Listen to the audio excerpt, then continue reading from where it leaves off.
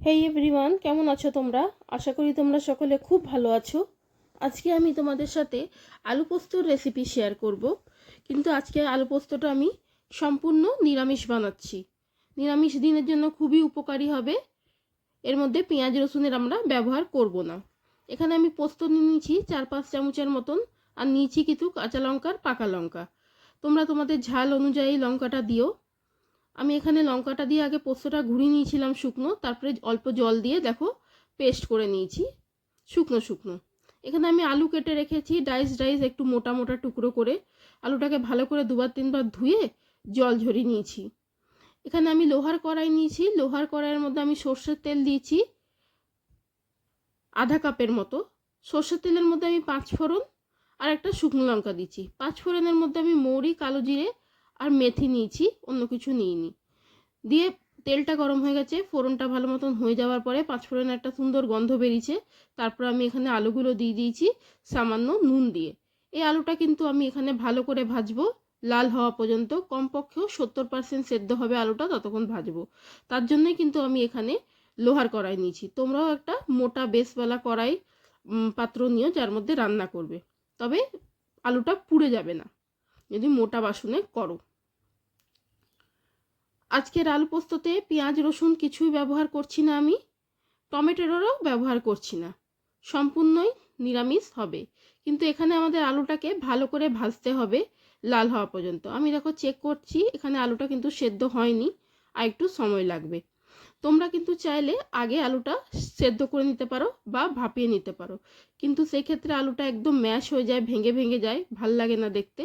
তাই জন্য কিন্তু আমি এখানে আলুটাকে ভাজছি। দেখো আলুটা ভাজা হয়ে গেছে, অনেকটা সেদ্ধ হয়ে গেছে, চেক করলাম আমি। আমি এরপরে আধা গ্লাসের মতন এর মধ্যে জল দিয়ে দিব। জল দিয়ে পোস্তটা দিয়ে দিলাম, কেন 70%-এর মতন তো আমার সেদ্ধ হয়েই আছে আলুটা। তো আমি এখানে পোস্তটাকে একটু জল দিয়ে সামান্য গুলে দিয়ে দিয়েছি পোস্তর মধ্যে, আলুর মধ্যে। আলু আর পোস্তটাকে একসঙ্গে মিশিয়ে নিব। এখন তো হয়নি, হতে এখনও টাইম আছে। এটা আলু আর পোস্তটাকে একসঙ্গে মিশিয়ে আমি এটাতে নুনটা একবার চেক করব কতটা নুন মানে প্রয়োজন হবে তরকারি হিসাবে। নুনটা দেখে কিন্তু আমি এটাকে ফুটতে দেব। দেখো ফুটছে, কিন্তু জলটা একদমই কমে গেছে, যেহেতু পোস্ত সাথে সাথে মোটা হয়ে যায়। আমি এখানে আবারও পোস্তর যে বাটিটা জলটা ধুয়ে দিয়ে দিলাম। এটা একসঙ্গে আলু আর পোস্তটাকে ফুটালে কি হবে না, আলুর মধ্যে পুরো পোস্তর ইয়েটা চলে যায়, গন্ধটা। আর আজকাল নতুন আলু আসছে, নতুন আলু কিন্তু চট করেই দেখবে শক্ত হয়ে যায়। তো আলুটা সেদ্ধ করার জন্য আমি পোস্তটাকে দিয়ে ভালো করে ফুটাচ্ছি। ফুটিয়ে কিন্তু এখানে দেখো জল আর পোস্ত আলু কিন্তু একসঙ্গে সংমিশ্রণ হয়ে যাবে। দেখেই বুঝবে, ছাড়া ছাড়া লাগবে না, সবগুলো কিন্তু একে অপরের সঙ্গে মিলে যাবে।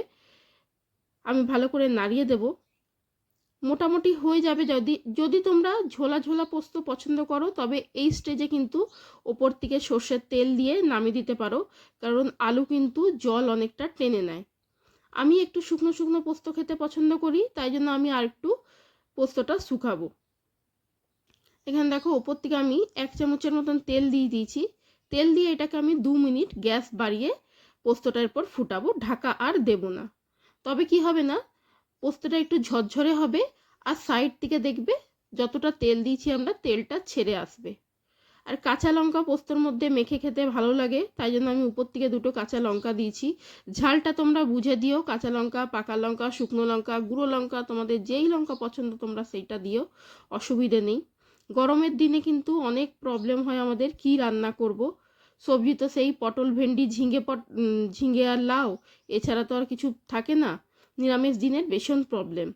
তো তাই জন্য নিরামিষ পোস্ত কিন্তু খেতেও ভালো লাগে।